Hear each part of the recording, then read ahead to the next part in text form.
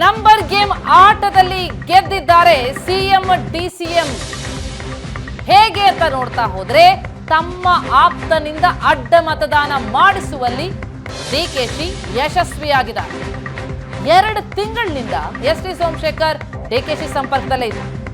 ಹಾಗೆ ನೋಡ್ತಾ ಹೋದ್ರೆ ವಿಧಾನಸಭಾ ಚುನಾವಣೆ ಆದ್ಮೇಲೆ ಗೆದ್ದ ಮೇಲಿದ್ದರೂ ಕಾಂಗ್ರೆಸ್ ಸಂಪರ್ಕದಲ್ಲೇ ಇದ್ರು.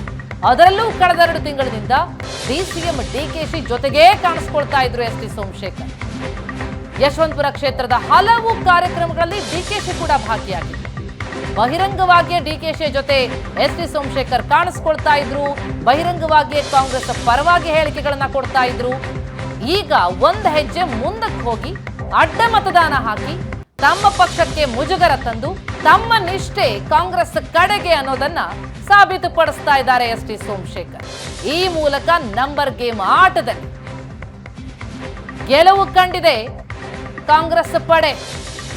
ಯಾಕಂದ್ರೆ ಯಾವ ಅಡ್ಡ ಮತದಾನವನ್ನ ಆತ್ಮಸಾಕ್ಷಿಯ ಮತ, ಅಭಿಮಾನದ ಮತ ಅಂತೆಲ್ಲ ಕರ್ಕೊಳ್ತಾ ಇತ್ತು ಮೈತ್ರಿ ಪಡೆ, ಈಗ ನೋಡ್ತಾ ಹೋದ್ರೆ ತಮ್ಮದೇ ಶಾಸಕರನ್ನ ಹಿಡಿದಿಟ್ಟುಕೊಳ್ಳುವಲ್ಲಿ ವಿಫಲ ಆಗಿದೆ. ಯಾವ ರೀತಿಯಾದಂತ ನೋಟಿಸ್ ಅನ್ನು ಕೊಟ್ಟಿದ್ದಾರೆ? ಮನೆಗೂ ಕೊಟ್ಟಿದ್ದಾರೆ? ಅವ್ರ ಮನೆಗೆ ಕೊಟ್ಟು ಬಂದಿದ್ದೀವಿ. ಅವ್ರ ಮನೆಗೆ ಕೊಟ್ಟು ಬಂದಿದ್ದೀವಿ. ಸೋಮಶೇಖರ್ ಮನೆಗೆ ಕೊಟ್ಟಿದ್ದೀವಿ. ಅವ್ರು ವಾಟ್ಸಪ್ನಲ್ಲೂ ಕಳಿಸಿದ್ದೀವಿ. ಅವ್ರಿಗೆ ಫೋನ್ ಮಾಡಿ ನಾನು ಹೇಳಿದ್ದೀನಿ.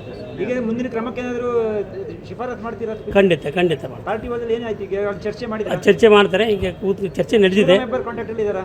ಅವರು ಇದ್ದಾರೆ, ಬರ್ತೀವಿ ಅಂತ ಹೇಳಿದ್ದಾರೆ. ಅವ್ರು ಇನ್ನೂ ಬಂದಿಲ್ಲ. ಬಂದು ಮಾಡ್ತಾರೆ ಅಂತ ವಿಪ್ ಕೊಟ್ಟಿದ್ದೀವಿ. ಅವ್ರಿಗೆ ಅವ್ರು ಸೇರಿದಂತೆ 66 ಮಂದಿಗೂ ವಿಪ್ ಕೊಟ್ಟಿದ್ದೀವಿ. ಸರ್, ಈಗ ಅವರು ವಿಧಾನಸೌಧದಲ್ಲಿ ಓಡಾಡ್ತಾ ಇದ್ದಾರೆ. ಯಾರು? ಶಿವರಾಮ್ ಹೆಬ್ಬಾರ್ ಅವರು ಪಕ್ಷದ ಕಚೇರಿಗೆ ಬಂದಿಲ್ವಾ ಅಂತ? ಬಂದಿಲ್ಲ, ಇನ್ನೂ ಬಂದಿಲ್ಲ. ಬರ್ತಾರೆ ಅಂತಕ್ಕಂಥದ್ದು ಇದೆ, ನೋಡೋಣ.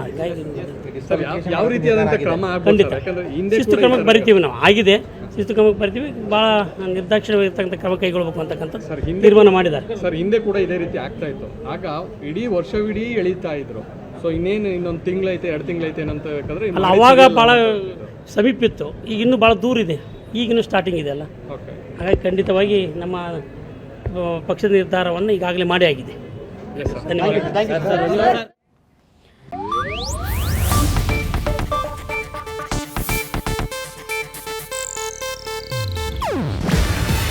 ಇದು ಏಷ್ಯಾನೆಟ್ ನ್ಯೂಸ್ ನೆಟ್ವರ್ಕ್ ಪ್ರಸ್ತುತಿ. ನೀವು ನೋಡ್ತಿದ್ದೀರಾ ಏಷ್ಯಾನೆಟ್ ಸುವರ್ಣ ನ್ಯೂಸ್.